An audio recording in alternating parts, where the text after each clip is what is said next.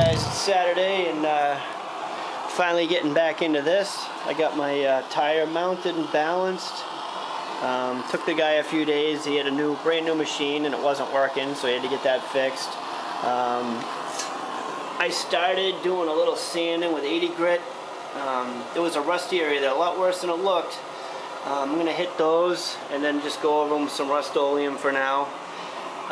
Kind of a temporary fix until next year when I hopefully tear the whole bike down and paint the frame, body color. See, I've got this side apart. There's still a shim in there, which I'm just going to leave. Big spacer in the middle, which I don't really need to take out. I'm just cleaning out in there. The bearing feels good, but I'm going to clean that up and repack it. I got some grease I'm going to put in there. There's spacers and shims right there, but the top shim has a smaller piece in the middle, which it has to go back on that way because it fits, it rides into that bearing a certain way. If you don't do it that way, you cook the bearing. Guy that sold me these seals was pretty adamant about that. I was like, yeah, that makes sense. And there's the spacer on the other side. Then there's more spacers when I put the wheel back on. I can't believe all the spacers and shims they use to make these things work. So I'll get that repacked. I picked up some new pads. I'll get those in, but I still got to take apart and clean a little more in there. And then should have this thing back on by the end of the weekend. Maybe today, I don't know. Yeah, he was used to clean wheel bearings out with gasoline and blow them off and everything, but this one's actually not too bad. I think it's been done before, but it must have been before my dad had the bike, because this was his before it was mine. And actually the bearing's not bad. It's not that dirty either. That the grease looks, I probably could have just left them alone. But I'm just going to wipe them down and pack a little more in there, put them back in, since I got the seals and everything. This is always fun. This VW Darren's sending me some polish that he's had kicking around to try on when I get into the front of the aluminum. That'll be interesting to try that. Appreciate that, buddy. Really appreciate that. Be happy to send you the shipping costs back on that. Talked to the Rick Fix today. Great guy to talk to. He's got a cool little Porsche project he's working on up there in Nova Scotia. What else is going on? Not much. Not much. Looking forward to getting this wheel back on. The guy that sold me these brake pads, he was telling me I got to get into mill gauge testing and all kinds of crazy stuff putting this wheel back on. You know, I've always tightened them up. You know, these bearings like to get tightened up and then just back off a little bit and pretty much remember how it was before I took it off.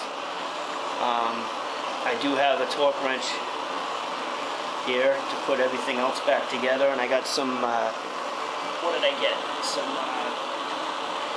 Some Loctite, the blue kind, for when I put the rotor and the belt sprocket back on. So that's about it here, guys. Still enjoying the YouTube land quite a bit. There's a lot of good stuff out there today.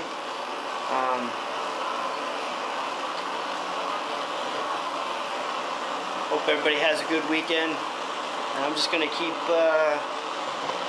stuffing this thing with grease. I know they make a tool that you put these in and you just compress it and they get all nice and new grease in them. Yeah.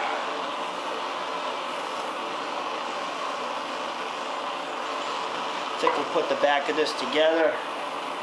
Run it, take it for a spin, and then take the front apart. That's my plan. Oh yeah.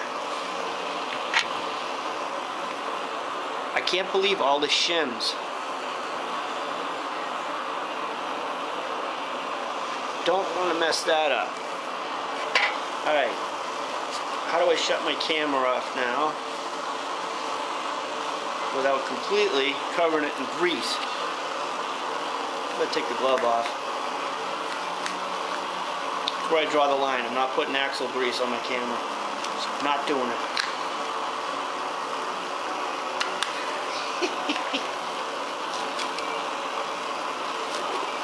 There we go.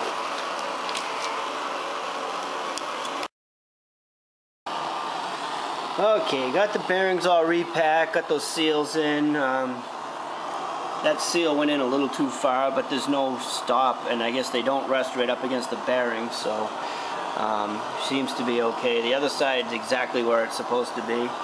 Once I realized what a pain this side was. Old seals. Had a lot of trouble getting those out, as you can see.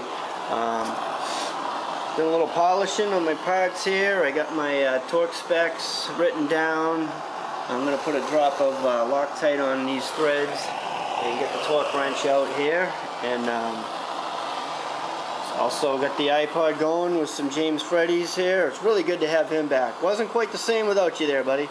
And alright, time to torque these down, and then I'll do the other side. And those will be the torque bolts, which they're still in good enough shape. I don't have to replace them, luckily. So I got the old torque wrench set here at 55 foot-pounds. I pretty much got it all done. Just double checking. Where's Greg Porter been? That pivot draw must be coming along.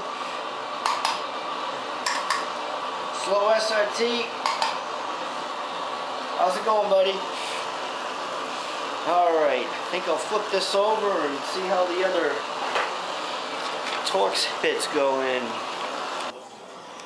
Alright, so I got the rotor torque down.